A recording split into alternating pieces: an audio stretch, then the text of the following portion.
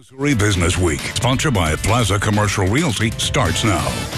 Welcome back, everyone. Time right now is 9:42, and now this is the official kickoff to our new segment that we're doing, Mid-Missouri Business Week, where we will have live guests from state to local leaders talk about economic and business news impacting Mid-Missouri. Now, our first guest this morning is Columbia Chamber of Commerce President Matt McCormick. And Matt, thank you so much for joining us this morning on our first kickoff here. Thanks for the invite. First thing I want to start off with is just a generic, how is Columbia's economy doing so far? Doing very well. You know, what we're seeing is it's been a good kickoff to 2018. We had a great 2017.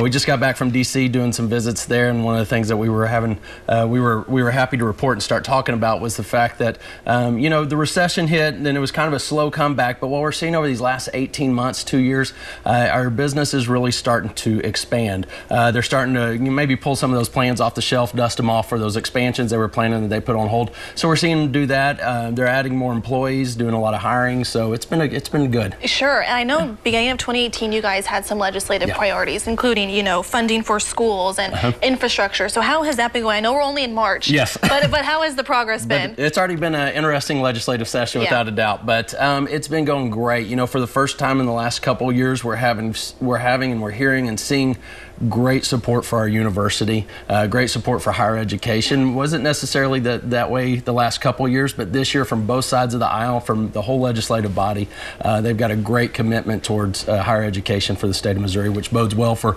our university, but also bodes well for our community as a whole. We have some good bills going through with public education and economic development, still seeing support and continued support for our airport. So it's been a good session, and we plan for it to wrap up to be a good one. Sure, and with United, you know, coming on board, that has been a very huge thing, I would imagine, for the city. Without a doubt. You know, anytime that we can add more flights, and you know, the city announced the expansion of the airport and some of the plans there that they have going on. So we flew out. I flew out just earlier this week at about on a 5 a.m. flight, and the place was packed. We need the new terminal. Yeah, so we sure we're getting that direction. We sure do. What are some of the challenges that Columbia faced within the past year, 5 years? Yeah, you know, some of the things that we're seeing is something that a lot of cities are dealing with. Was really kind of those two areas. One is sales tax and the diminishing sales tax that we're seeing that supports so much of our stuff. And one of those things that does support is that infrastructure and roads, and how do we pay for those, and how do we keep up with the growth? I mean, we're growing on about a 2% average every year for about the last 10 years. We're one of the only cities and only counties that grew in the state of Missouri